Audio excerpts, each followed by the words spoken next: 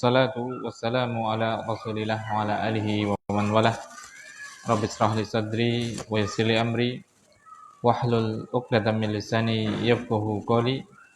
Rabbana urzuqna ilman nafi'an wa rizqan thayyiban wa amalan mutaqabbala.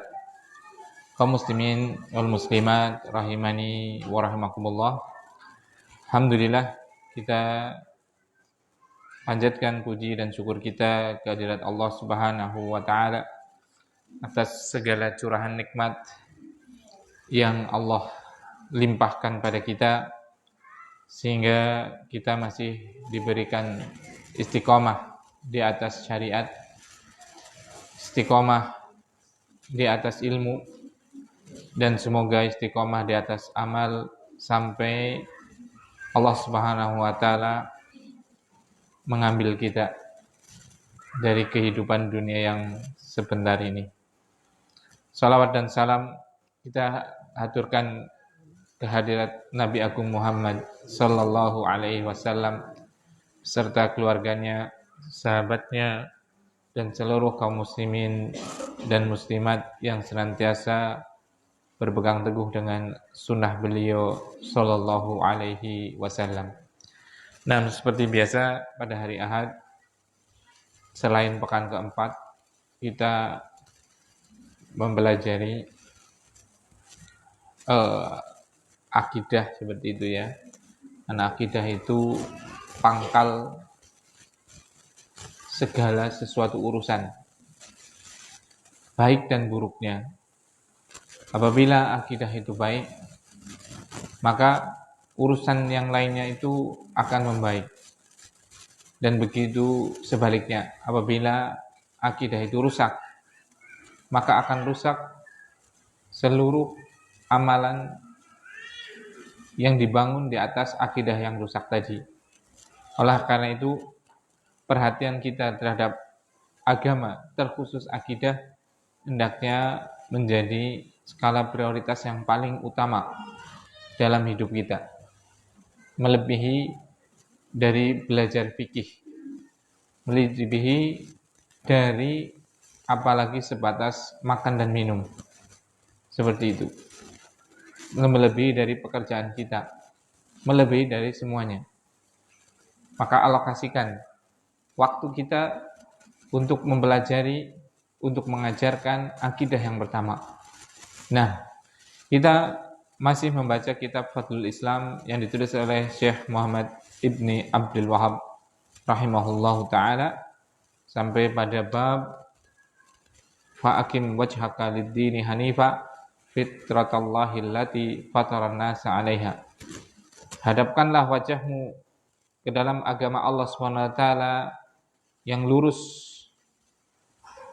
mendekat kepada tauhid dan menjauh dari syirik, yang merupakan fitrah Allah yang Allah SWT menciptakan manusia di atas fitrah tersebut. Nah, yaitu tersirat di sini bab untuk kita istiqomah di dalam sunnah, di dalam petunjuk Nabi SAW. Dan kita pada pagi hari ini akan membaca sebuah hadis, yang hadis ini diriwayatkan oleh Imam Bukhari dan Muslim dari sahabat yang mulia, yaitu Hudzaifah ibn al-Yaman. Bismillahirrahmanirrahim. Berkata penulis, semoga Allah SWT merahmatinya, mengampuninya, dan memberikan padanya nikmat kubur. Wa an Hudzaifah radhiyallahu ta'ala anhu. Dan dari Hudzaifah, semoga Allah Subhanahu wa ta'ala meridhoinya. Qala, dia berkata, kana an-nasu yas'aluna Rasulullah sallallahu alaihi wasallam 'anil khairi. Dahulu para sahabat bertanya kepada Rasulullah sallallahu alaihi wasallam tentang kebaikan-kebaikan. Wa kuntu as'aluhu 'ani syarri. Adapun aku bertanya kepada beliau tentang keburukan-keburukan. makhafata an yudrikani, karena aku takut keburukan itu akan menimpaku dalam keadaan aku tidak tahu.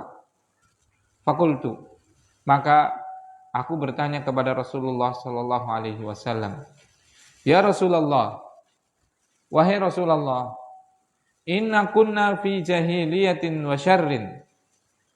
Dulu kami di atas kejahilan dan di atas keburukan.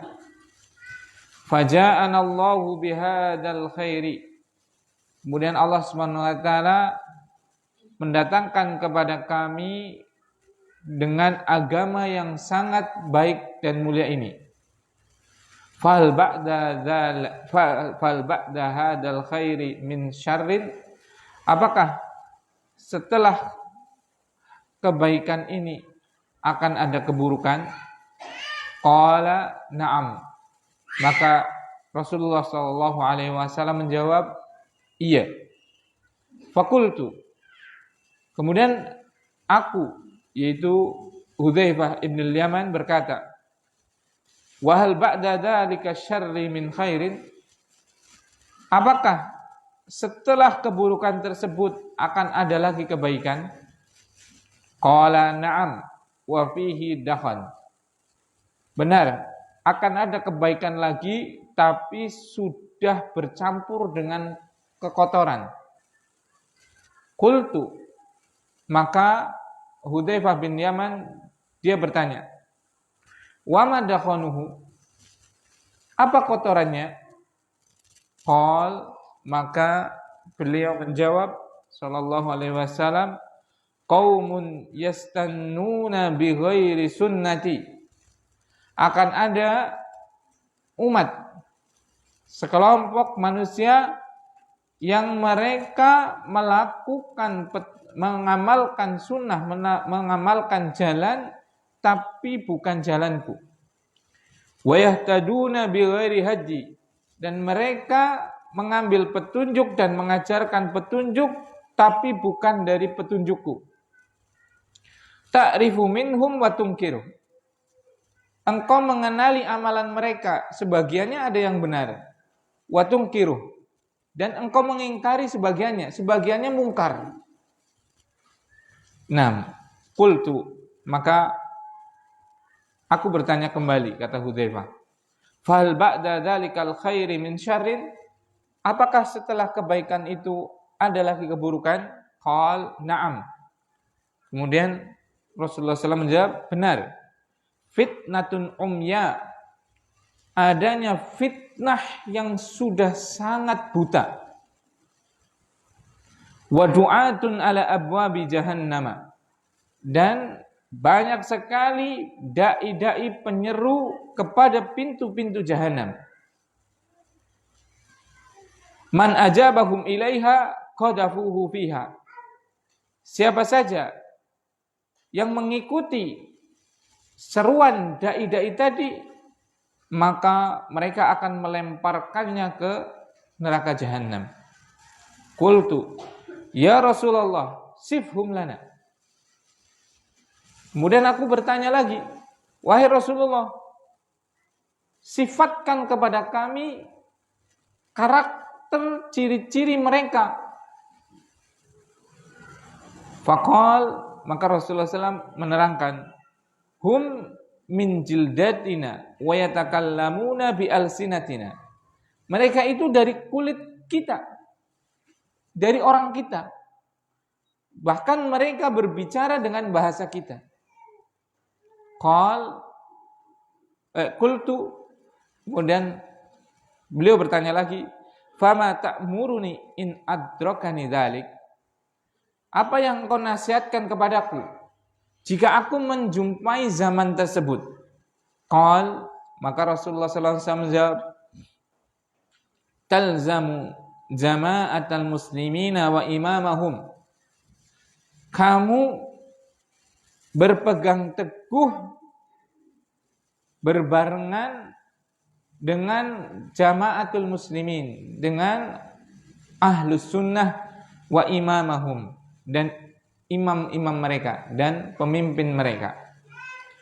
Qultu, aku bertanya lagi, fa in lam yakun lahum jama'atun wala imamun. Kalau keadaan tersebut udah enggak ada lagi Ahlus Sunnah dan enggak ada imamnya. Ngeri sekali ya. Qal, maka Rasulullah sallallahu alaihi wasallam menjawab, fa'tazil tilkal firqa kullah. Maka tinggalkan seluruh kelompok tadi. Walau an ta'udda ala asli syajaratin hatta yudrikakal maut wa anta ala dzalik. Walaupun engkau harus menggigit dengan gigi geragammu batang pohon dan sampai maut itu menjemputmu dan engkau masih tetap di atas pemahaman Ahlus Sunnah. Hadis ini diriwayatkan oleh Imam Bukhari dan Muslim. Wa zada Abu Dawud, dan di dalam Sunan Abi Dawud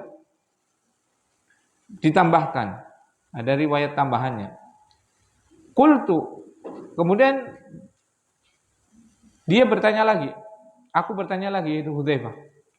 Tsumma madza? Kemudian akan ada apa lagi? Qal yakhrujud dajjalu mahu nahrun wa narun. Akan muncul Dajjal yang dia itu membawa sungai dan api. Faman waqa'a fi narihi wajaba ajruhu wa hutta wizruhu. Dan orang yang memilih menceburkan di apinya Dajjal, maka dia akan mendapatkan pahala dan akan dihapuskan dosanya. Wa man waqa'a fi nahri wajaba wizruhu wa hutta ajruhu. Dan orang yang menceburkan dirinya kepada sungainya Dajjal, maka dia akan mendapatkan dosanya dan akan dihapus pahalanya. Qal qultu tsumma madza? Kemudian beliau bertanya lagi, Hudzaifah. Qal tsumma hiya qiyamus sa'ah. Maka Rasulullah SAW menjawab, kemudian hari kiamat. Nah, Mas, duduk dulu ya. Jangan lari-lari terus ya. Nah, barakallahu fiik. Duduk dulu. Siapa namanya? Duduk dulu ya. Atau main di luar boleh. Nah, ini hadis yang cukup panjang yang diriwayatkan oleh Imam Bukhari dan Muslim dan ada tambahannya dari riwayat Abu Dawud. Kita bacakan. Hadis ini dari sahabat yang mulia itu Hudzaifah bin Yaman. Hudzaifah bin Yaman itu adalah muhajir. Dia adalah ahlu Mekah yang ikut hijrah bersama Rasulullah SAW ke kota Madinah. Dan beliau memiliki laqab julukan Sahibu Sirrin Nabi SAW. Adalah sahabat yang memiliki rahasia Rasulullah SAW. Rasulullah SAW memiliki beberapa rahasia. Tapi rahasianya bukan tasyri', bukan pensyariatan. Karena syariat tidak mungkin dirahasiakan. Karena syariat itu harus disampaikan, itu aturan harus disampaikan.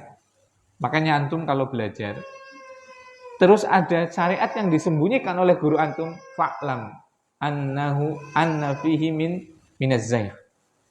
Ketahuilah bahwasanya guru tersebut ada ketergelinciran, ada kesesatan pada ajarannya. Kalau kita mengikuti pelajaran kok ada apa? Ilmu yang khusus. Ini untuk kelas ini, kelas itu, seperti itu. Kamu belum sampai makomnya. Seperti itu. Ada hal yang disembunyikan. Karena tidak mungkin syariat itu disembunyikan. Syariat itu disampaikan untuk diamalkan. Harus diamalkan syariat itu. Kalau disembunyikan berarti tidak untuk diamalkan atau ada maksud tertentu. Seperti itu. Nah, maksud daripada Hudzaifah bin Yaman itu sahibu sirrin Nabi sallallahu alaihi wasallam, yaitu sahabat yang memiliki rahasia Nabi sallallahu alaihi wasallam, itu karena beliau memiliki hal-hal yang misalnya ta'yin. Ta'yin itu Rasulullah SAW kadang menentukan si fulan munafik gitu. Dan itu tidak bisa kita sampaikan ke semua orang. Karena apa? Karena kalau disampaikan barakallahu fiik, itu akan terjadi perpecahan di kaum muslimin. Seperti itu. Karena tahu kan kita, dia munafik sebenarnya gitu kan. Orang munafik kan hukum dunianya kita bermuamalah dengan mereka dengan apa? Islam. Dengan syariat Islam. Maksudnya kita hukumi dia sebagai seorang muslim. Harus kita percayai, harus kita jaga kehormatannya, harus kita jaga apa? Darahnya, harus kita jaga hartanya. Ya kita sholatin. Seperti itu. Kalau mati pun kita sholatin. Nggak boleh kita penggal, kita bunuh, kita rampok, kita rampas, dan yang lainnya nggak boleh. Namun Rasulullah SAW memberitahukan hal ini. Salah satunya kepada Hudzaifah bin Yaman. Makanya beliau mendapatkan ini. Nah, beliau berkisah, yaitu Hudzaifah tadi. Manusia, yaitu para sahabat, itu bertanya kepada Rasulullah SAW tentang perkara-perkara yang baik. Bagaimana tauhid? Apa itu yang dinamakan dengan tauhid? Bagaimana sholat? Bagaimana zakat? Bagaimana birrul walidain, berbakti kepada orang tua? Bagaimana cara menggauli istri? Bagaimana cara memenuhi nafkah untuk anak? Bagaimana cara bekerja yang halal? Apa saja yang Allah halalkan pada kita? Seperti itu. Para sahabat bertanya hal-hal seperti itu. Kebanyakannya bertanya kepada hal-hal yang baik. Aglabnya. Ya ini penting. Makanya kita itu harus menggali ilmu syariat. Bertanya. Kalau kita tidak mampu untuk mencarinya sendiri. Kalau kita bisa mencarinya sendiri, misalnya dengan belajar atau membaca, seperti itu bagus. Namun tatkala belajar, ada sesuatu yang belum kita pahami, maka bertanya. Jangan disimpan ketidakpahaman kita. Nah, dan para sahabat itu sangat rajin untuk bertanya ini. Dan ternyata barakallahu fikum, bertanya itu adalah miftahul ilm. Kunci daripada ilmu. Nah ini. Kenapa para sahabat itu mereka orang-orang yang imannya sangat tinggi? Karena mereka ilmunya sangat tinggi. Kenapa ilmunya sangat tinggi? Karena mereka sangat senang bertanya dengan perkara yang beliau belum pada paham. Itu. Makanya banyak-banyaklah bertanya. Jangan banyak-banyak kita minta ditanya. Kalau kemudian ditanya nanti akhirnya kita memaksakan diri untuk bisa menjawab. Akhirnya kita yang salah. Kalau kita banyak bertanya, banyak mendengar seperti itu, kita akan mendapatkan maklumat pengetahuan yang lebih banyak. Dengannya kita akan menjadi lebih berilmu. Dengan ilmu tadi kita akan lebih maju. Baik maju imannya ataupun hal duniawinya. Nah, itu. Barakallahu fiik. Wa kuntu as'aluhu anisyar. Adapun aku bertanya kepada beliau tentang keburukan. Nah ini. Jadi anti mainstream lah ya. Umumnya pada tanya yang baik-baik, dia malah tanyanya hal yang buruk. Kalau orang sudah anti mainstream itu pasti orang istimewa itu. Karena dia ini bukan berarti tanyanya yang buruk terus, bukan. Maksudnya apa? Dia sudah mengetahui hal-hal yang baik dari pertanyaan apa? Sahabat-sahabat yang lain. Makanya apa? Dia bertanya sesuatu yang belum didapatkan. Ini menunjukkan dia apa? Perhatian. Bukan udah ditanyakan fulan, antum tanya lagi. Lah antum tadi ngapain?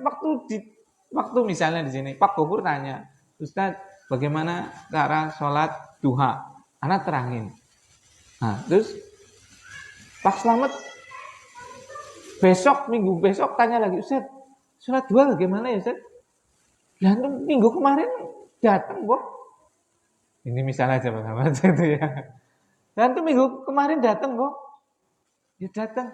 Lah kan udah dijelaskan Pak Gofur. Ya, itulah itu seperti itu. Nah, kita kayak gitu kan. Sering pertanyaan itu apa? Sudah ditanyakan oleh sahabat kita, namun tatkala sahabat kita bertanya, kita enggak memperhatikan. Karena apa? Lah, anu kayak sing butuh pertanyaan gue lah. Seperti kita enggak memperhatikan dari jawaban apa sahabat kita. Ini berarti Hudzaifah bin Yaman menunjukkan apa? Dia apa? Memperhatikan dengan apa?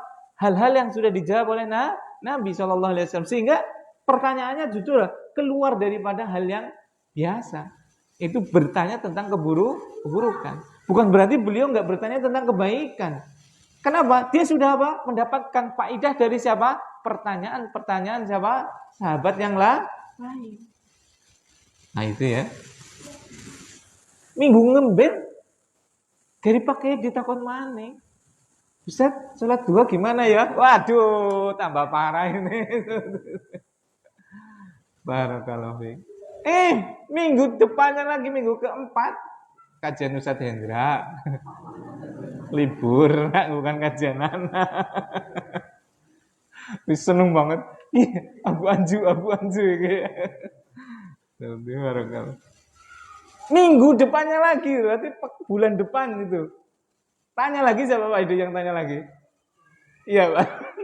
Abu Anju ya. Abu Anju tanya lagi. Ustaz, sholat duha bagaimana? Subhanallah. Seperti itu. Barakallahu fikum. Ini sahabat seperti itu. Bertanya tentang Hudzaifah bertanya tentang keburukan karena dia sudah paham kebaikan dari mana? Dari pertanyaan sahabat-sahabat yang lain. Berarti ini menunjukkan dia sangat perhatian dan sangat memahami. Nah, maka dia bertanya tentang keburukan tadi. Seperti itu. Nah, kemudian beliau menyebutkan sebabnya. Nah, sebab kenapa dia melakukan hal ini? Yaitu dia bertanya tentang hal yang buruk. Kenapa? Makhafata an yudrikani wa inilah a'lam. Bagian riwayat. Aku khawatir keburukan itu menimpaku dalam keadaan aku tidak tahu. Seperti itu. Kan bisa orang jatuh ke dalam riba. Kenapa? Dia nggak tahu hakikat riba. Orang jatuh ke dalam bid'ah. Kenapa? Karena dia tidak paham bid'ah itu seperti apa. Karena yang dia pahami itu orang Islam melakukan suatu amalan ya kita ikutin, ya tidak? Bahkan bisa jadi orang tersebut jatuh kepada apa? Kesyirikan tanpa dia sadar. Sangat mungkin, ya tidak? Insya Allah lah dari antum pernah itu ngelakson di tempat angker.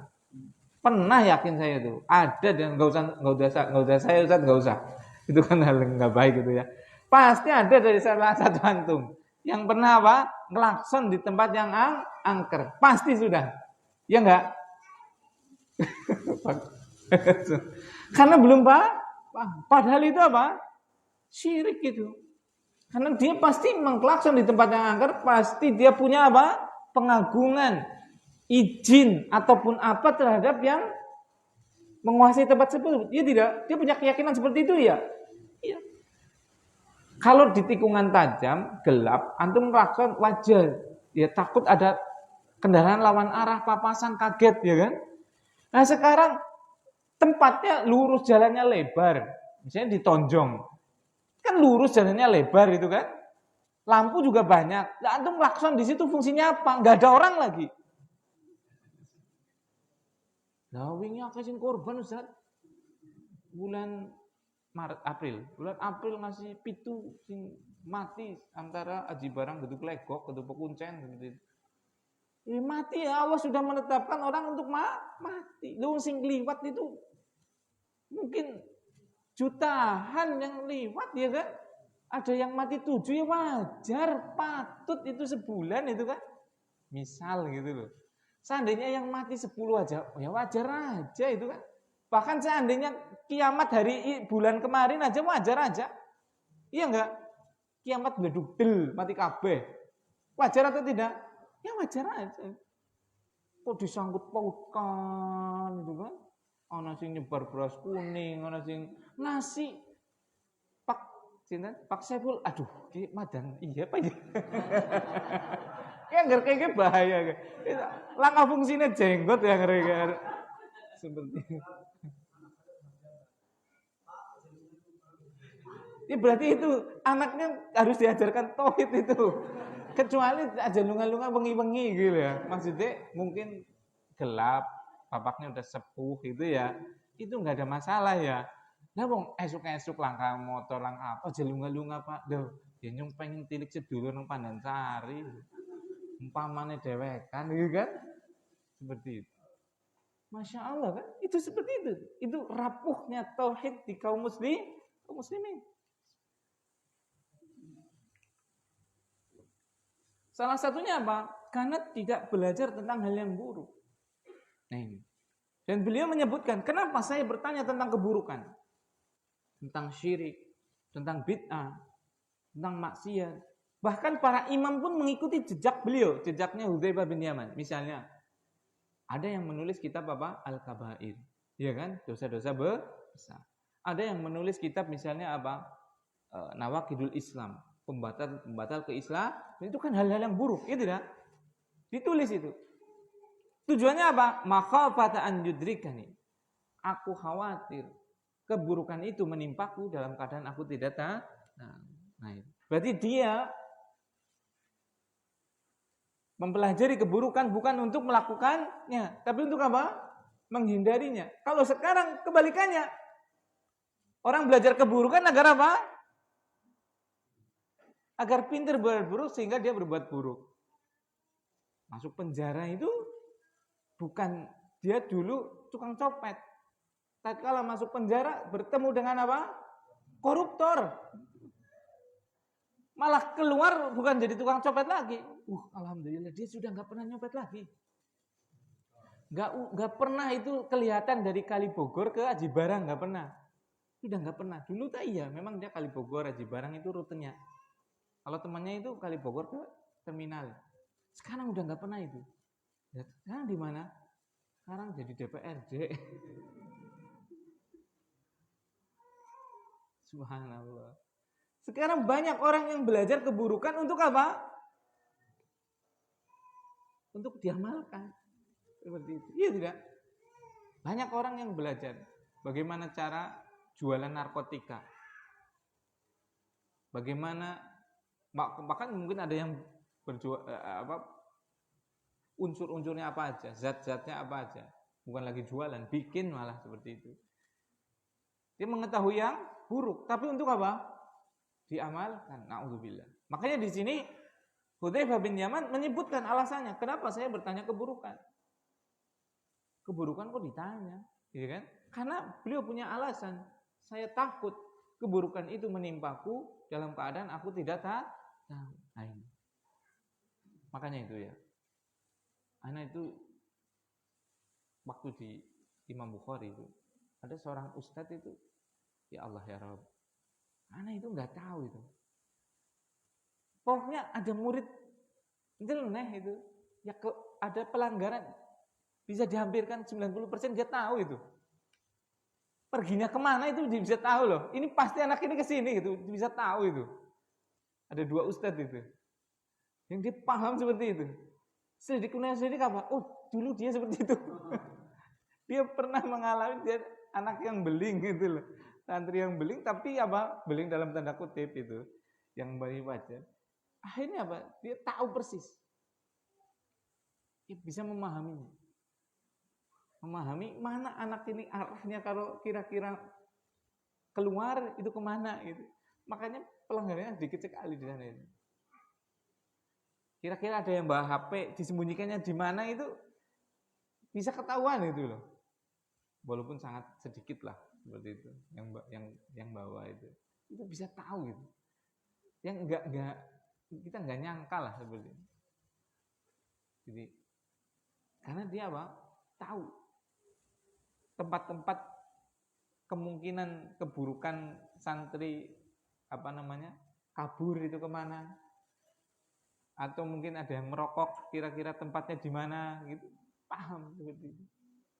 Karena dia tahu. Nah ini penting kita mengetahui keburukan. Untuk apa? Agar jangan sampai kita jatuh ke dalam keburukan tadi dalam keadaan kita tidak tahu, atau untuk apa? Mencegah keburukan itu terjadi pada orang lain. Bayangkan kalau kita nggak tahu tentang internet misalnya. Anak kita punya akun buat main game yang apalah seperti itu. Misalnya game yang sadis gitu ya. pembunuhan, bunuhnya digorok misalnya itu ya, atau dicincang-cincang atau apa. Kita nggak tahu permainan itu, atau kita nggak tahu lah gitu kan. Akhirnya yang kita lihat anak kita anteng nyekel HP, ternyata sadis dia seperti itu. Karena apa? Dia main game-game yang seperti itu. Dan kita sebagai orang tua, karena orang tua zaman dulu termasuk anak itu kan gaptek dengan teknologi, akhirnya kita nggak tahu. Nah, itu kan bahaya. Nah, jadi itu. Jadi tidak mengapa kita bertanya tentang keburukan, tapi untuk apa? Agar kita tidak terjatuh, atau untuk mencegah keburukan itu terjadi pada murid kita, pada keluarga kita, atau pada masyarakat kita. Nah, fakultu, kemudian Hudzaifah bertanya, "Ya Rasulullah, dulu kami di dalam kejahiliahan dan di dalam keburukan, yaitu sebelum diutusnya Rasulullah SAW. Itu bangsa Arab itu dalam keadaan yang luar biasa jahiliyah. Jahil itu bodoh. Bodoh itu bukan berarti peradabannya bodoh. Justru dalam sastra itu paling majunya ya waktu jahiliyah. Makanya kalau kita belajar nahwu misalnya, kaidah tata bahasa Arab, yang menjadi pedoman, yang menjadi standarnya, itu pertama Al-Quran, karena bahasanya pasti benar. Yang kedua hadis. Yang ketiga bukan bahasa sekarang, justru malah syair-syair jahiliyah. Syair-syair jahiliyah itu merupakan pedoman atau standar dari kaidah-kaidah nahwu. Itu diambil dari sana. Bukan dari sastra sekarang justru. Justru sastra syair-syair yang paling lama. Itu 3 sumbernya itu. Al-Quran itu sebagai sumber bahasa juga, hadis juga, kemudian syair-syair jahiliyah. Berarti menunjukkan kalau jadi standar berarti puncaknya, ya tidak? Dalam fase keemasannya. Nah, jahiliyah di situ bukan berarti masalah peradabannya.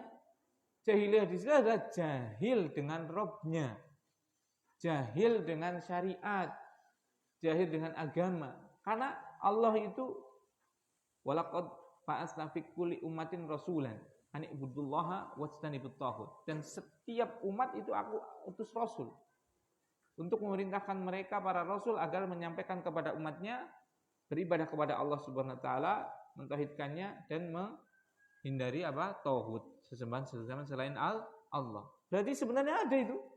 Milahnya siapa? Ibrahim. Tapi mereka dalam jahiliyah tadi, jahil, mereka bodoh dengan tauhid. Mereka bodoh dengan syariatnya Nabi Ibrahim. Wasyarrin, dan dalam keburukan. Keburukan dilakukan semua itu, keburukan itu. Khamr itu ya minum putih itu, air putih itu kayak kita minum air putih atau teh di kita Jawa seperti itu, ya khamr itu seperti itu. Seperti orang barang gawe itu bukan teh atau teh pucuk, itu bukan. Ciu seperti itu.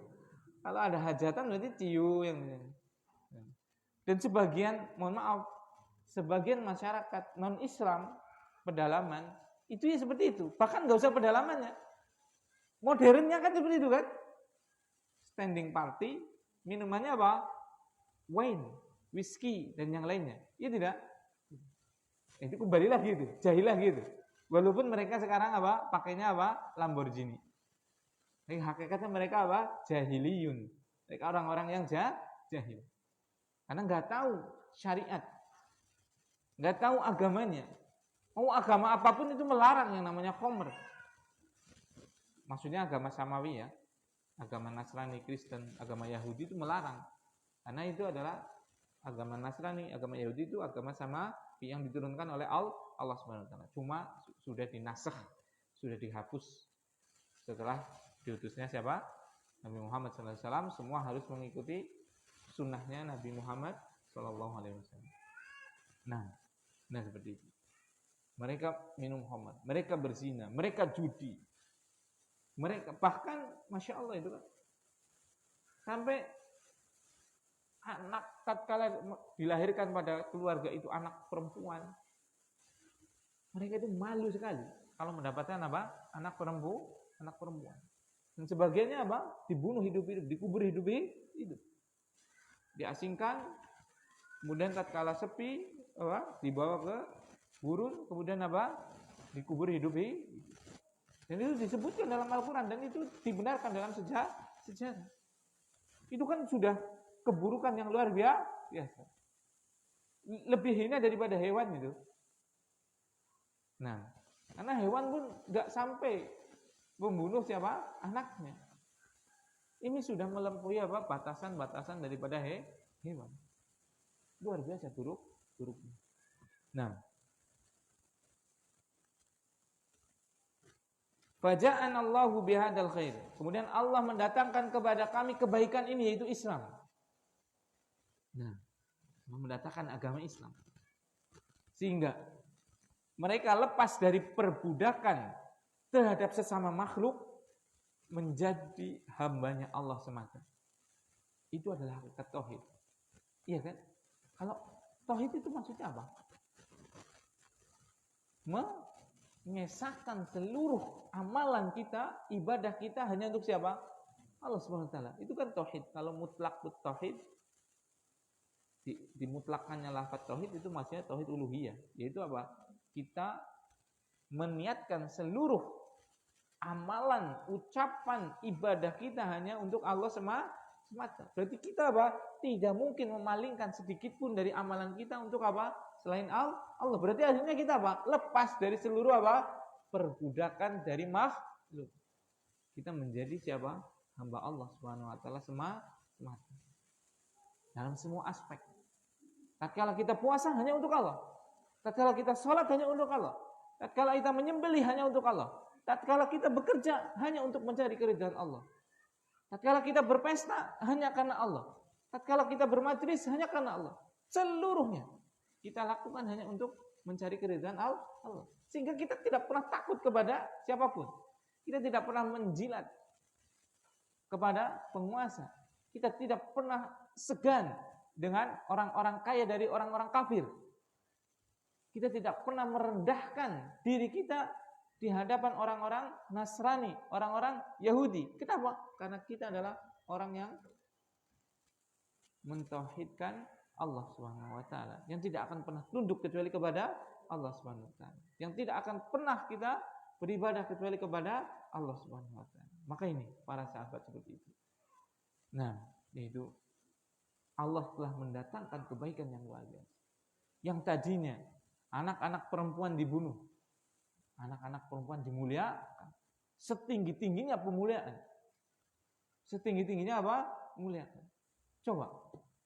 Wanita yang makhluk yang paling harus kita hormati siapa? Ummuka. Sumaman ummuka. Sumaman ummuka. Sumaman abuka. Ibumu, baru bapakmu. Masya Allah. Coba. Dimuliakan sekali kan wanita kan? Itu tatkala gede. Tatkala masih kecil, siapa yang mempunyai anak perempuan, kemudian dirawatnya sampai baik, anak saya dan dia kahataini fil jannah. Seperti jari telunjuk dan jari manis. Ini jari apa ini? Tengah. Di surga nanti. Berarti dekat banget. Masya Allah. Aduh, karena belum punya anak perempuan gimana? Anaknya lagi semua ya. Bahkan tatkala anak perempuan itu sudah menginjak apa? Remaja. Dia menjadi apa? Penyebab sempurna agamanya seorang laki. Idza tazawwajal mar'u faqad istakmala nisfa dini. Falyattaqillaha linisfil baqi. Kalau seorang menikah, maka dia sudah menyempurnakan separuh dari agamanya. Separuh lagi dengan apa? Bertakwa kepada Allah Subhanahu wa taala. Masya Allah, coba. Merawat anak itu akan menjadi sebab kita dimasukkan ke surganya Allah Subhanahu wa taala dalam keadaan apa? Sangat dekat dengan Rasulullah sallallahu alaihi wasallam. Tatkala sudah mau menikah, maka wanita tadi menjadi apa? Sebab sempurnanya separuh agama dari seorang laki-laki. Tatkala dia menjadi ibu, maka dia menjadi apa? Sebab paling tinggi seorang anak untuk masuk surga. Masya Allah. Coba, mana ada syariat semulia ini? Iya tidak? Makanya karena sahabat itu tahu, belajar, sehingga dia sampai mengucapkan, "Faja'anallahu bihadzal khair." Disebutkan khair Islam di situ. Allah mendatangkan kepadaku kebaikan-kebaikan yang sangat luar biasa. Setelah dari kebodohan tadi. Kebaikan di sini adalah apa? Islam. Karena Islam itu betul-betul kebaikan semua. Masya Allah. Itu. Seluruh syariat yang ada dalam Islam itu untuk kemaslahatan seluruh hamba. Tidak cuma untuk muslim, bahkan seluruh alam semesta. Ya, kita itu beruntung sekali.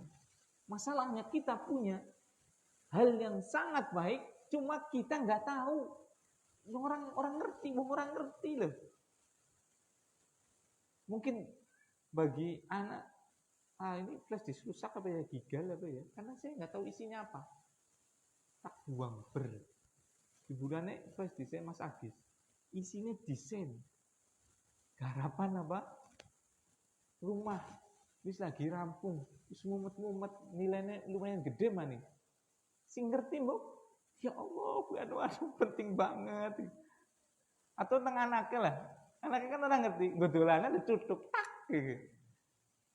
Burung sempat deh simpen ning laptop atau ning komputer atau ning cloud gitu ya. Cuma bene anak ning flash disk, godolannya nang Zahra ditutup. Zahra kan orang ngerti, lah regane itu kan mainan bi, cuma ya karena itu bisa dibuka mungkin dari tak tutup aja gitu kan.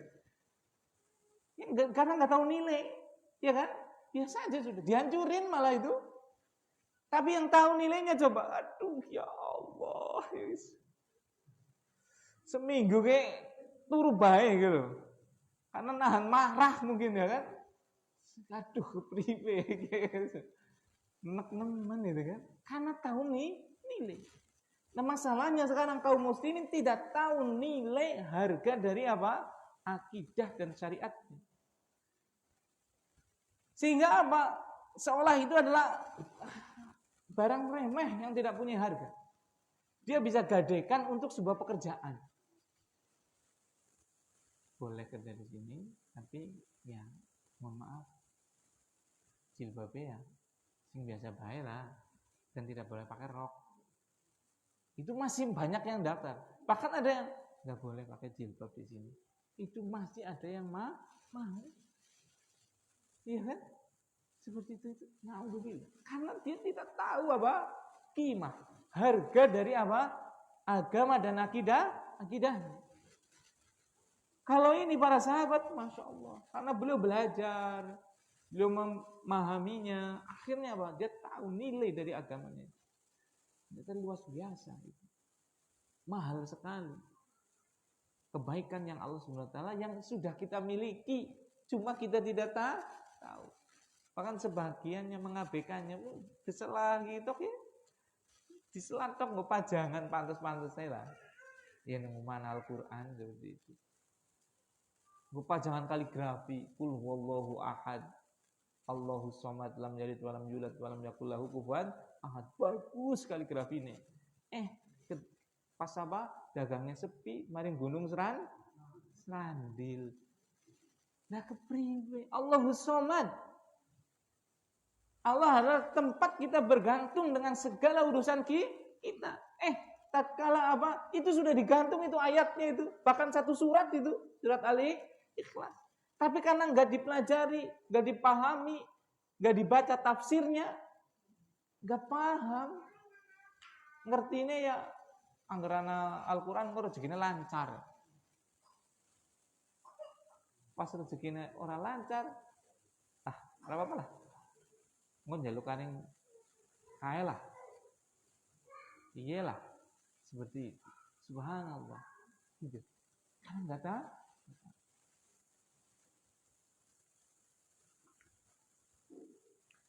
Fal ba'da hadzal khairi min syarrin. apakah setelah kebaikan ini akan ada keburukan-keburukan ya Rasulullah? Nah ini pertanyaan yang di luar apa? Mainstream ya, anti mainstream ya. Luar biasa itu. Karena kenapa dia bisa bertanya seperti ini? Karena dia paham betul akan apa? Nilai Islam, kebaikan Islam yang dia sekarang di atas agama tersebut. Sehingga dia khawatir itu. Apakah setelah ini nanti ada keburukan enggak Rasulullah? Khawatir dia. Seperti itu. Karena dia sudah dalam keadaan, dia merasa dalam keadaan yang paling baik. Lepas dari seluruh penghambaan terhadap makhluk. Diberikan aturan dengan aturan yang paling baik. Sehingga dia khawatir sekali. Jangan-jangan setelah ini ada keburukan ya Rasulullah. Seperti itu. Subhanallah ya. Luar biasa. Kita kan enggak sampai ke sana. Enggak nyandak gitu loh. Enggak sampai kepikiran seperti itu kan. Nah. Karena sudah masuk ke relung kalbu yang paling dalam. Sehingga merasakan dengan luar biasa. Sehingga dia khawatir kalau terjadi sesuatu setelah adanya Islam. Adanya, apalagi keburukan. Makanya kalau antum lihat ahli-ahli dunia itu ya. Mereka itu bikin apa namanya, mungkin rencana usaha. Itu sama dengan yang dipikirkan oleh Hudzaifah bin Yaman ini. Ini modalnya berapa? Apa aja yang dibelikan? Ini break even point-nya berapa lama? Modalnya balik lagi ya berapa lama? Terus keburukannya apa ini nantinya? Mereka paham banget itu. Lah ada namanya PER, ada namanya apa itu kalau dalam istilah ekonomi itu. Yang nggak paham seperti itu. Istilahnya meruwetin, detail sekali. Makanya mereka kaya-kaya. Karena mereka mengambil salah satunya sebab kauniyah tadi. Sebab yang berupa penelitian ilmiah. Dan Allah menjadikan itu sebagai sebab.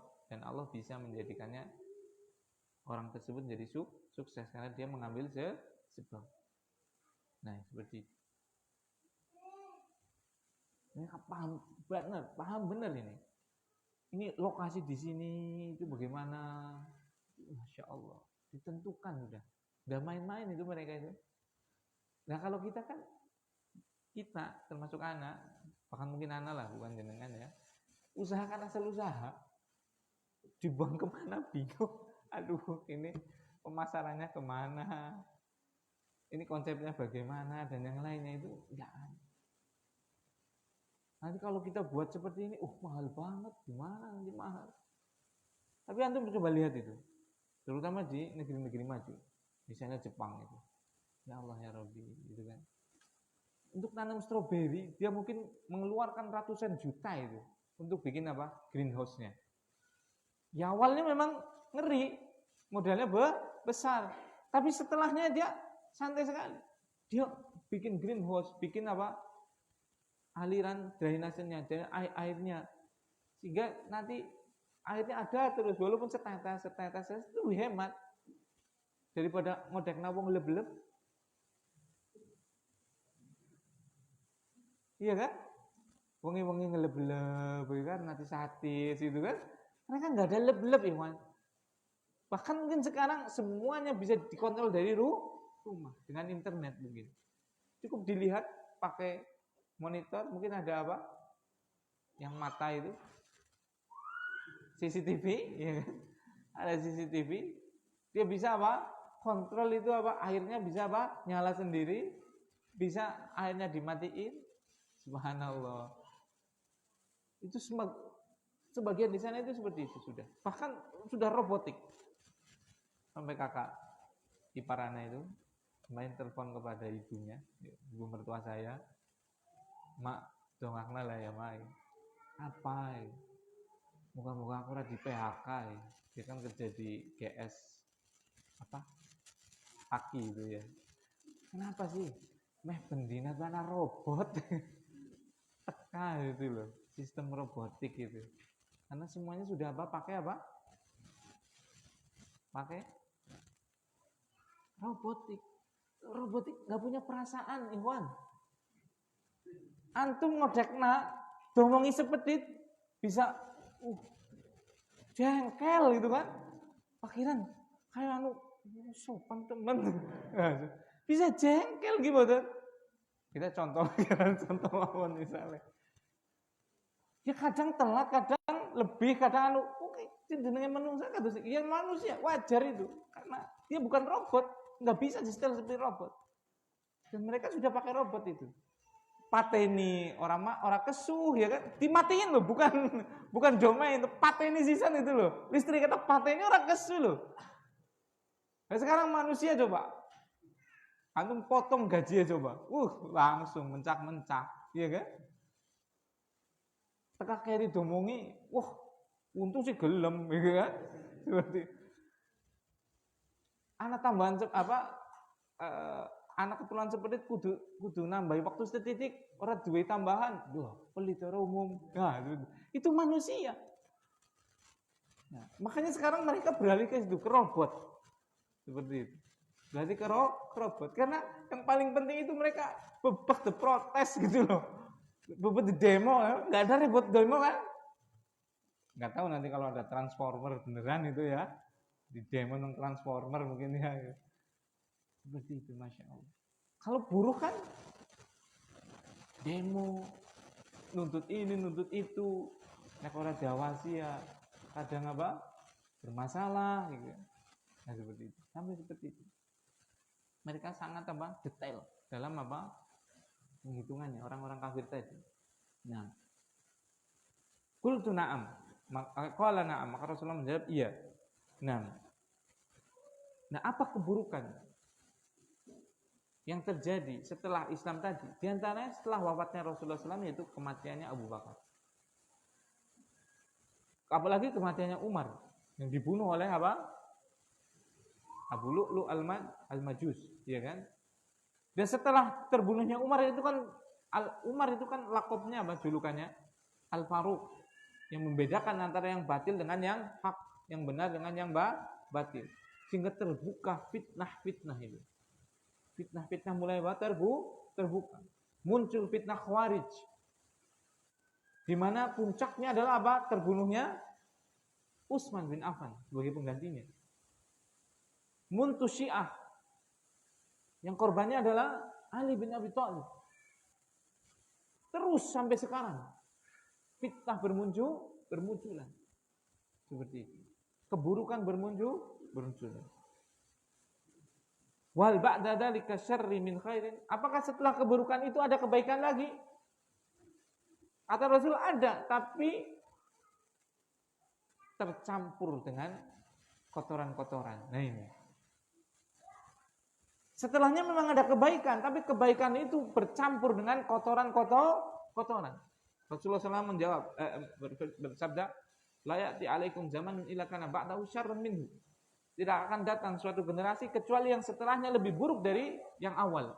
Maka setelah generasi tadi datang fitnah, setelah generasi Rasulullah SAW sahabat dan Rasulullah wafat datang fitnah buruk.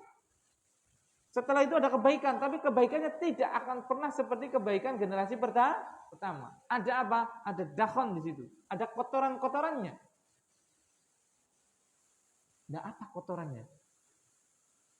Maka Hudzaifah bin Yaman menanyakan, apa kotorannya ya Rasulullah itu? Orang cerdas gitu kan. Dan sahabat itu seperti itu. Kenapa cerdas? Karena nyambung. Karena belajar. Jadi orang nggak bertanya, itu ada dua kemungkinan. Kemudian pertama, dia memang sudah paham. Kemudian kedua, kenapa dia nggak bertanya? Nggak paham belas. Ya, mau tanya apa? Dia nggak paham loh. Kan nggak bakal nyambung ya kan? Misalnya teknologinya Elon Musk itu apa? Karena anak juga nggak tahu kan? Makanya anak nggak tanya. Karena nggak paham belas dengan apa teknologi yang sudah ditemukan oleh Elon Musk, ya kan? Nggak paham nih, sampai saking nggak pahamnya, nggak ada pertanyaan. Makanya kalau jenengan nanti ada pertanyaan, nggak, itu kemungkinannya dua, jenengan paham banget atau jenengan mikir orang ngrungokna blas, dan kemungkinan kedua mungkin yang paling besar. anu ora paham blas seperti itu ya. Barakallahu fikum. Iya kan? Kalau gerambiang-gerambiang kan paham, tapi anak sing ora jelas, akhirnya antum bertanya, iya kan? Kalau orang nggak bertanya kan, ya sudah jelas banget tadi penjelasannya saya paham. Akhirnya dia nggak tanya. Yang kedua, nggak paham, takon apa ya? Aku mikir cenderung disampaikan orang paham, malah ngasih nyantol seperti itu. Barakallahu fiik. Apa kotorannya? Rasulullah SAW menjawab, mereka adalah orang-orang yang mengambil sunnah, mengambil apa? Jalan, bukan dengan jalan. Mereka mengambil petunjuk, tapi bukan petunjukku. Nah, sebagian engkau mengetahuinya, sebagian engkau mengingkarinya, sebagiannya berupa ma'ruf, sebagiannya berupa mungkar. Ma'ruf dan mungkar bercampur. Yang baik dengan yang kotor bercampur. Itu. Berarti yang tidak mengambil sunnah Rasul berarti apa? Makanya ini babnya kan bab tentang apa? Istiqomah di atas sunnah Rasul. Berarti ini yang menjadi syahidnya di sini, yang menjadi tanda. Jadi dalil untuk masalah ini, masalah wajibnya istiqomah di atas sunnah adalah ini, adanya penggalan di sini, yaitu ada keburukan, ada kotoran. Kotorannya apa? Yaitu orang-orang yang apa? Mengambil jalan tapi tidak dengan jalanku. Berarti kalau dia masih Islam ini, tapi tidak mengambil jalannya Rasul, berarti ahli bid'ah. Dia membuat jalan-jalan sendiri atau membuat jalan dengan thariqahnya sendiri atau thariqahnya gurunya atau apapun. Dan dia tidak mengambil petunjuk dengan petunjuknya Rasul. Sebagian engkau mengetahuinya sebagai hal yang ma'ruf, sebagai hal yang benar, sebagian engkau mengetahuinya sebagai kemungkaran dan engkau mengingkarinya. Berarti ada yang baiknya, ada yang buruknya. Bukankah bid'ah itu ada baiknya? Yang ada sedikit banget, tapi keburukannya lebih besar. Ya, la ilaha illallah itu bagus gitu kan? Dan itu baik. Subhanallah, tasbih baik. Tahmid alhamdulillah baik. Takbir Allahu Akbar baik. Makanya mereka akan selalu mengatakan seperti itu. Yang melakukan acara-acara bid'ah, tahlilan, yasinan dan yang lainnya setelah kematian dan yang lainnya seperti itu. Salah saya apa? Yang saya baca itu tahlil, yang saya baca tahmid, yang saya baca takbir, yang saya baca tasbih, yang saya baca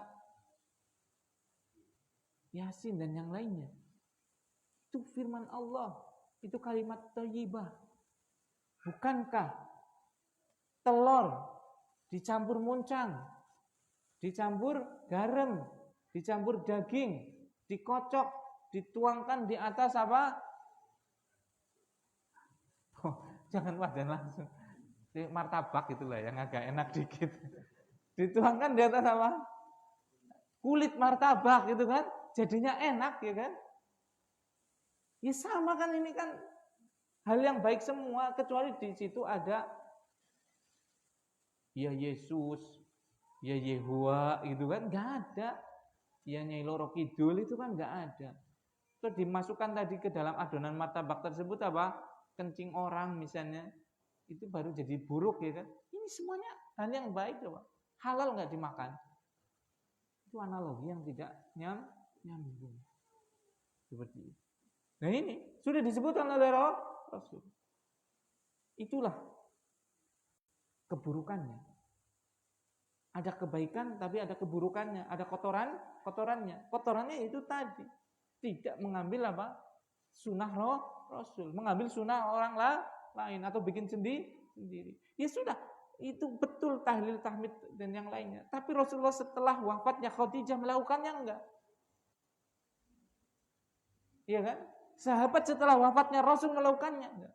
Ada enggak haulnya Nabi Shallallahu Alaihi Wasallam? Ada enggak haulnya Rasul Shallallahu Alaihi Wasallam dilakukan oleh sahabat? Nah seperti itu. Makanya ada yang ma'rufnya dia bersumber dari hal yang benar, tapi tercampur dengan apa? Kotoran. Yaitu sesuatu yang bukan dari petunjuk Rasul Shallallahu Alaihi Wasallam. Qultu Fal ba'da dzalikal khair min syarrin? Apakah setelah kebaikan itu ada keburukannya? Na'am, fitnatun amya. Ini lebih buruk lagi nih. Kalau tadi keburukannya itu apa? Masih berupa bid'ah, masih berupa apa? Campuran-campuran lah ya. Tercampuri ya. Kalau ini fityatun amya. Fitnah yang sudah buta.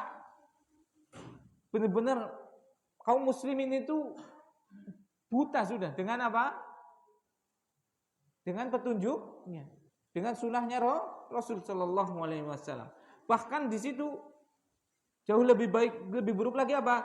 Du'atun ala abwabi jahannam. Ada dai-dai, ada penyeru-penyeru yang mengajak manusia untuk ke neraka jahannam. Coba bayangkan, ada orang yang mengatakan saya mengejar malaikat hujan itu. Kejar itu. Itu ya Allah ya Rabbi. Itu masih diikuti dan banyak pengikutnya, coba. Bayangkan coba. Dan subhanallah. Bayangkan ya ikhwan kaum muslimin. Ini berarti terjadi betul-betul sedekah Rasul. Rasulullah SAW benar dan jujur. Tidak dusta memang betul. Ini duat ala abwabi jahannam. Malaikat dikejar, coba bayangkan. Subhanallah. Neraka dimarahin penjaganya, coba. Subhanallah. Bayangkan coba. Ini ada pengikutnya loh. Banyak. Ya kan? Allah ditelepon itu, subhanallah, ya Allah ya Rabbi. Innalillahi. Ini kekufuran atau tidak ini? Kenapa didiamkan coba? Karena apa? Umya. Kaum muslimin buta sudah. Buta dengan apa? Petunjuknya. Buta dengan Al-Quran. Buta dengan hadis. Subhanallah. Ngeri sekali kan? Seperti itu. Ya Allah ya Rabbi. Siapa saja yang menerima dakwahnya dai-dai tadi, maka mereka dai-dai tadi hakikatnya menjerumuskan mereka ke dalam neraka jahannam. Kemudian qultu ya Rasulullah sifhum lana. Wahai Rasulullah, bagaimana? Beritahukan kepada kami sifat mereka itu seperti apa, ciri-cirinya seperti apa gitu. Apa kata Rasulullah SAW? Mereka itu dari kulit kita. Berarti kalau dari kulit kita, dohirnya adalah sama dengan kita. Mereka sholat tidak? Mereka sholat itu. Katanya. Karena saya belum melihat sholatnya makoli. Itu Anda belum pernah lihat makoli sholat. Gitu kan. Ini makoli itu loh. Iya kan? Yang bilang makoli, anak kan belum pernah lihat saya sholat. Kalau di sana mungkin sholat, tapi saya pribadi belum pernah lihat. Gitu. Nah, seperti itu. Mereka dohirnya sama dengan kita, mengucapkan asyhadu alla ilaha illallah. Dan berbicara dengan lisan kita, dengan bahasa Arab mungkin, walaupun dia pakainya bahasa Suryani. Seperti itu. Ya Allah ya Rabbi. Ini terjadi, betul-betul terjadi apa yang disampaikan dalam hadis ini. Ada yang mengatakan nanti gak relevan kalau haji itu ke Ka'bah terus, ya dibagilah. Kalau kayak gitu ya nanti penuh merepotkan ya kan, dan bisa jadi ada orang yang nggak bisa haji karena harus apa, antri sangatlah. Ya mungkin di Asia Tenggara, Indonesia bisa apa, haji di Istiqlal misalnya. Kemudian di Eropa misalnya, di Turki yang banyak muslimnya misalnya gitu. Na'udzubillah. Cuma na'udzubillah. Itu sudah mulai ada dai-dai yang menyeru kepada jahan. Nah, kemudian Hudzaifah bin Yaman itu bertanya lagi, apa yang engkau nasihatkan, engkau perintahkan untuk aku wahai Rasulullah kalau aku mendapati masa itu? Nah, ini kita yang mendapatinya ini. Maka Rasulullah SAW memerintahkan apa? Talzamu jama'atal muslimin wa imamahum. Bergabunglah dengan kelompok ahlus sunnah dan pemimpin mereka. Dengan jamaah. Wal jamaah, maksud dari jamaah adalah sebagaimana ditafsirkan oleh Rasulullah sendiri, ma'ana alaihi wa ashabi. Adalah kelompok yang aku dan para sahabatku ada di atas kelompok tersebut, yaitu metodenya tadi, yaitu jalannya, torikohnya tadi, yaitu sunnahnya, walaupun dia sendirian. Makanya nanti itu, kalau nggak ada ini nggak ada itu, berarti dia sendirian itu. Kita harus apa? Berpegang teguh dengan apa? Jamaah, ngumpul bareng-bareng.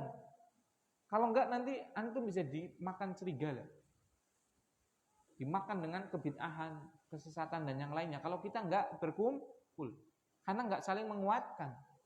Kita sendirian di sana, kita sendirian di sana, enggak kuat. Terkadang iman lemah. Hati itu kadang apa berbolak balik. Hanya banyak kita ngumpul. Tapi ngumpul-ngumpulnya ngumpul-ngumpul yang kayak gini. Zikrullah, majelis ilmu, seperti itu ya. Bukan ngumpul sekedar ngumpul yuk, ngapain? Ya bakso lah gitu. Ya boleh seperti itu. Setelah ngaji bakso gitu kan, nggak apa-apa gitu ya. Namanya tubuh kita juga ada jasadnya yang perlu bakso, ya kadang perlu mie ayam gitu kan. Kadang ya perlu ndog gitu kan. Seperti itu. Tapi ingat, tubuh kita ada apa? Hati, yang makanannya adalah ilmu dan iman, ada ruh di situ. Nah, dan imam mereka, dan berpegang teguh pada imam mereka. Dan imam di sini kaidahnya adalah yang dijadikan imam adalah, kata Syekhul Islam Ibnu Taimiyah, al-ma'ruf lada mujtama, yang sudah diketahui dia itu sebagai pemimpin menurut kaum muslimin. Berarti dia harus muslim, jelas itu ya. Yang kedua, sudah diketahui, kita sepakat dia adalah pemimpin kita. Yang kedua, lahu qudrah, dia punya kekuatan. Kata-katanya itu didengar loh.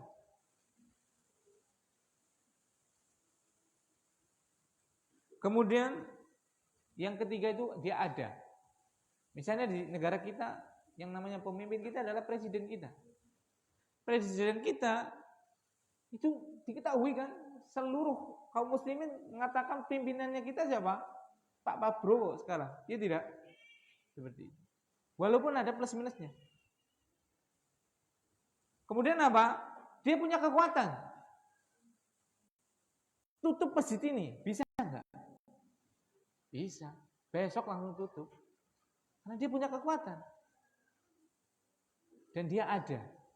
Karena ada yang menjadikan apa pemimpin itu tidak ma'ruf di kaum muslimin. Itu pemimpin torikohnya sendiri. Kiainya sendiri.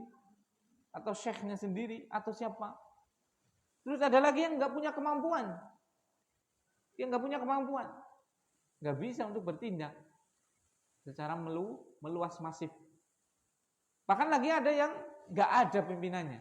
Imamnya itu nggak ada. Seperti siapa? Syiah. Itu kan imamnya sedang apa? Masuk ke dalam gua, belum keluar. Imamnya harus ada wujudnya, masa nggak ada? Nah ini, jadi kita harus mengikuti apa? Pemimpin. Walaupun di situ dalam tanda kutip apa?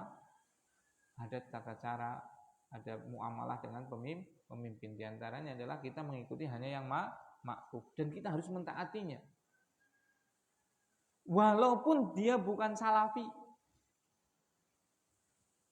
walaupun dia ahli maksiat, selama dia ahli kiblat, selama dia ahli Islam, maka wajib kita mengikutinya dalam perkara yang ma'ruf.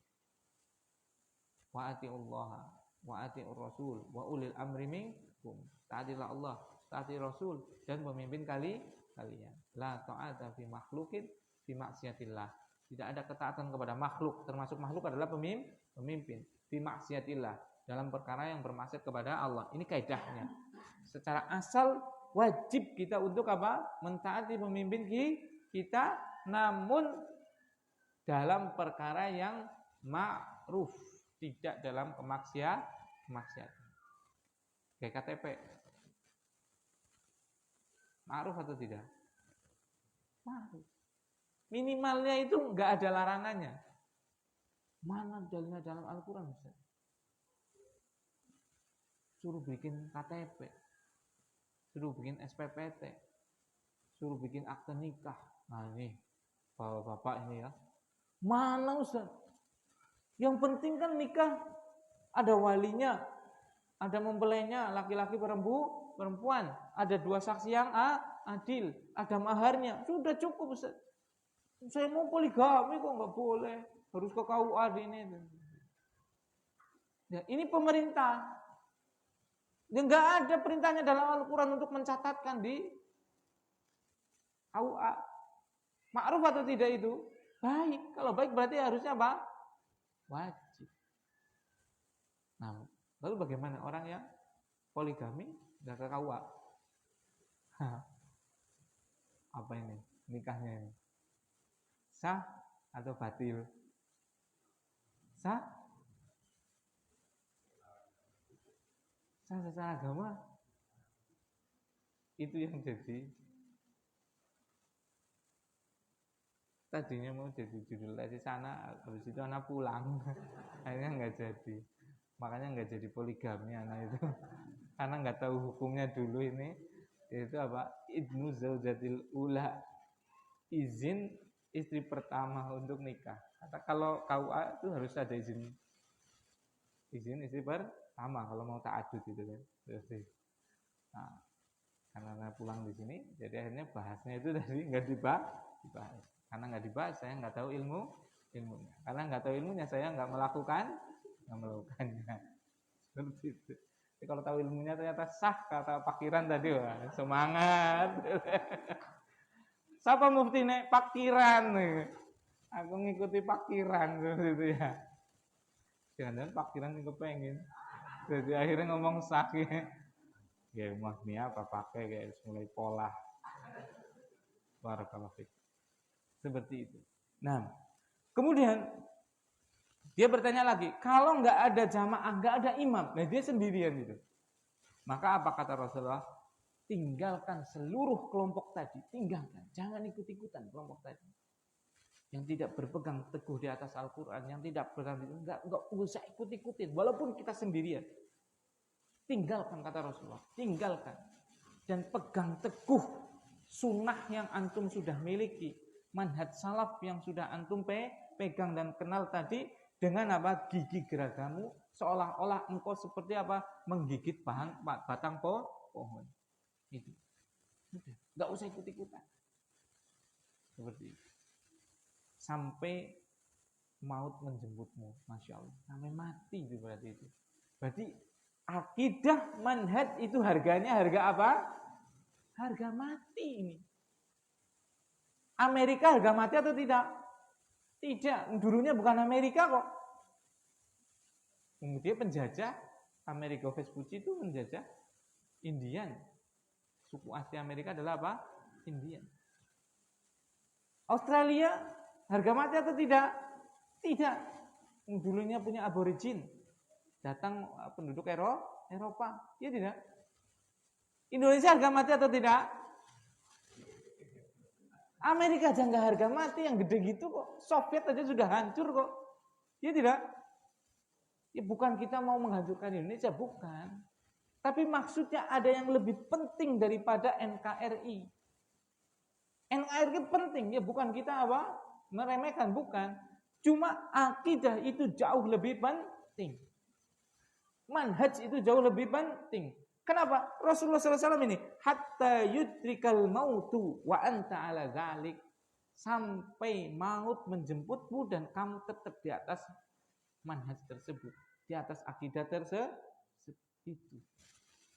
Apalagi karena pekerjaan, apalagi karena jabatan sedikit. Subhanallah. Mosok digadekan akidah. Nah, ini hadisnya masih berkaitan, tinggal sedikit walaupun umat sudah kelojotan ya, nggak apa-apa ya, sabar dikit ya umat. Bismillah. Soalnya kalau ini dipenggal dilanjutkan besok, harus nyambung lagi. Dan pada riwayat Sunan Abi Dawud ditambahkan, kemudian apa? Kemudian akan muncul Dajjal. Ini adalah fitnah paling besar.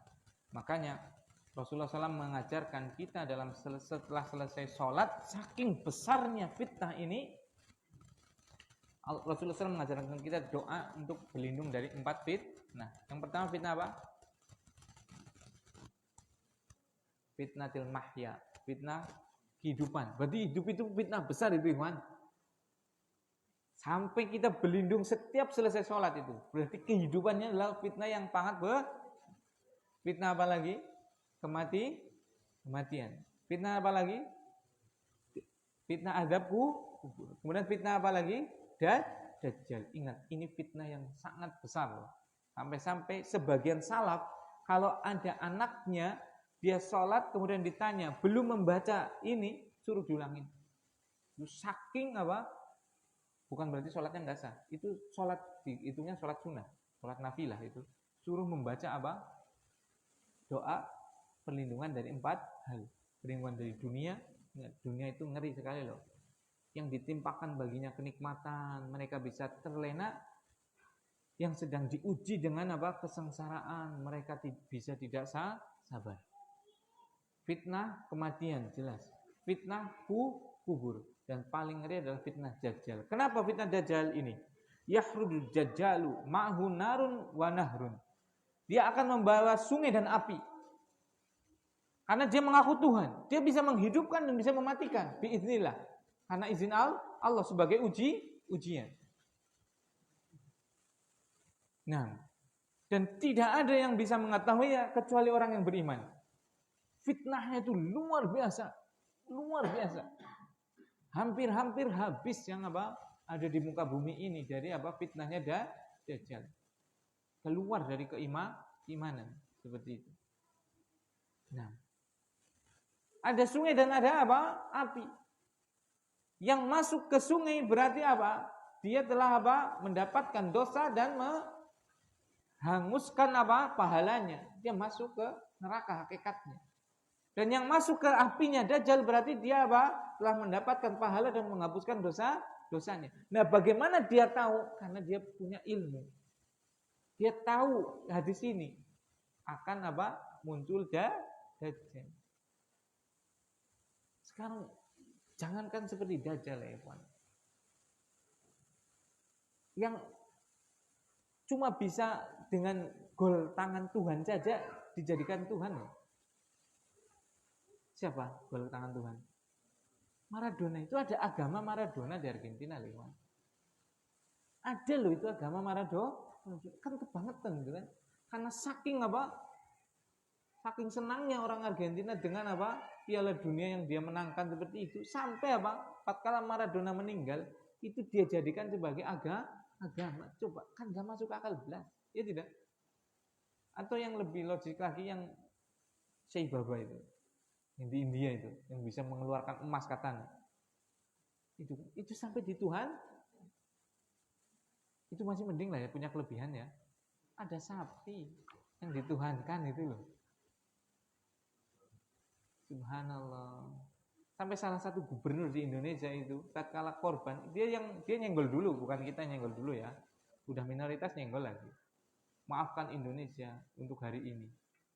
Itu salah satu gubernur di Indonesia. Maafkan Indonesia untuk hari ini, maksudnya apa?